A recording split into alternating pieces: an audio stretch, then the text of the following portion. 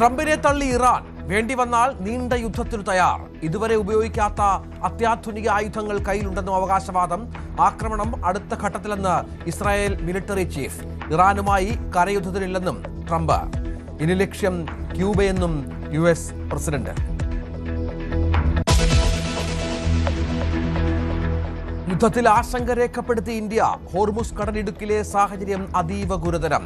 ഇന്ധന നീക്കം തടസ്സപ്പെടുമെന്നും രാജ്നാഥ് സിംഗ്. റഷ്യൻ എണ്ണ വാങ്ങാൻ ഇന്ത്യക്ക് 1 മാസത്തെ ഇളവ് നൽകിയ അമേരിക്ക.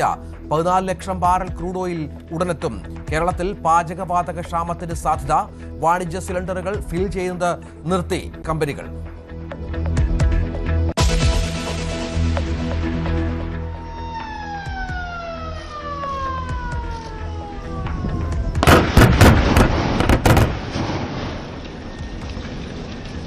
വയനാട് തുരങ്കപാത പദ്ധതിക്ക് തുടക്കം. ഫസ്റ്റ് ബ്ലാസ്റ്റ് സ്വിച്ച് ഓൺ ചെയ്ത് മുഖ്യമന്ത്രി. 2 വർഷം കൊണ്ട് നിർമ്മാണം പൂർത്തിയാകുമെന്ന് പ്രതീക്ഷ.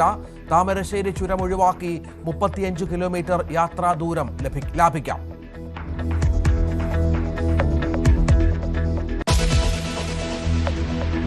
PK ശശിക്കെതിരെ CPM ജില്ലാ നേതാക്കൾ. വ്യക്തി അധിക്ഷേപത്തിൽ നിയമ നടപടിയെന്ന് EN സുരേഷ് ബാബു. തീവ്രത അളക്കാൻ UDF നേതാക്കളോട് CPM ജില്ലാ സെക്രട്ടറി G സുധാകരനെ അനുനയിപ്പിക്കാൻ ശ്രമം. വഴങ്ങാതെ സുധാകരൻ.